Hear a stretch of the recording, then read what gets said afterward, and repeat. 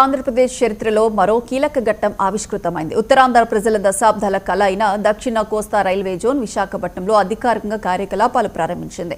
ఈ సందర్భంగా దువ్వాడ రైల్వే స్టేషన్లో టీడీపీ, జనసేన, బీజేపీ కూటమి శ్రేణులు ఘనంగా సంబరాలు నిర్వహించారు. అనంతరం మిఠాయిలు పంచుకొని ఆనందం వ్యక్తం చేశారు.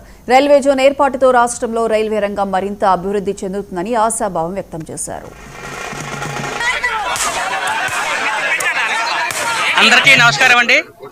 టీడీపీ రాష్ట్ర అధ్యక్షులు మా గాజువాక శాసనసభ్యులు శ్రీ పల్లా శ్రీనివాసరావు గారికి, అదేవిధంగా జనసేన గాజువాక ఇన్ఛార్జ్ గారు, డిసిసిబి చైర్మన్ గారు శ్రీ కోనతాతారావు గారికి, టీడీపీ గాజువాక ఉన్నటువంటి కూటమి నాయకులకి, స్థానిక ప్రజలకి అందరికీ కూడా నమస్కారాలు తెలియజేసుకుంటూ, మరి 4 దశాబ్దాల కళ నెరవేరింది. ప్రధానమంత్రి శ్రీ నరేంద్ర మోదీ గారు, రైల్వే శాఖ మంత్రి శ్రీ అశ్విని వైష్ణవ్ గారు, అదేవిధంగా మన రాష్ట్రంలో ఉన్న గౌరవ సీఎం గారు శ్రీ నారా చంద్రబాబు నాయుడు గారు, గౌరవ డిప్యూటీ సీఎం జనసేన అధినేత శ్రీ పవన్ కళ్యాణ్ గారు, అదేవిధంగా యువ నాయకులు ఐటీ శాఖ మంత్రి గారు శ్రీ లోకేష్ బాబు గారి కృషితో మన ఉత్తరాంధ్ర ప్రజల కళ నెరవేరింది.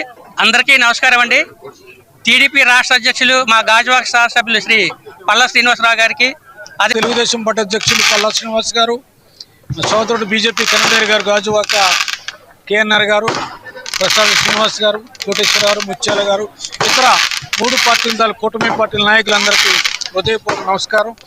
ఈరోజు ఎక్కడ చూసినా విశాఖపట్నం కానీ ఉత్తరాంధ్ర జిల్లాల్లో ఇటు పలాస నుండి అటు చిత్తూరు వరకు అందరూ ఆనందోత్సవాలతో ఉన్నారు. దీనికి కారణం కేంద్రంలోనూ రాష్ట్రంలోనూ డబుల్ ఇంజిన్ సర్కార్ ఉండడం వల్ల, ముఖ్యంగా పనిచేసే తత్వం కలిగినటువంటి ముఖ్యమంత్రి చంద్రబాబు నాయుడు గారు, ఉప ముఖ్యమంత్రి పవన్ కళ్యాణ్ గారు, మోదీ గారి సహకారంతో ఈ కళ దశాబ్దాల కళ ఏదైతే ఉందో విశాఖపట్నం కేంద్రంగా రైల్వే జోన్ కావాలనే డిమాండ్ ఏదైతే ఉందో దాన్ని ఈరోజు సాకారం చేసుకున్నటువంటి సందర్భంలో దేశ ప్రధాని గారైనటువంటి నరేంద్ర మోడీ గారికి, అలాగే మా గౌరవ ముఖ్యమంత్రి గారైనటువంటి శ్రీ నారా చంద్రబాబు నాయుడు గారికి, అలాగే మన జనసేన నాయకులు డిప్యూటీ సీఎం గారైనటువంటి పవన్ కళ్యాణ్ గారికి, మా యువ నాయకులు, మా భవిష్యత్ నాయకులు లోకేష్ గారికి నేను ప్రత్యేకంగా ధన్యవాదాలు తెలియజేస్తున్నామండి.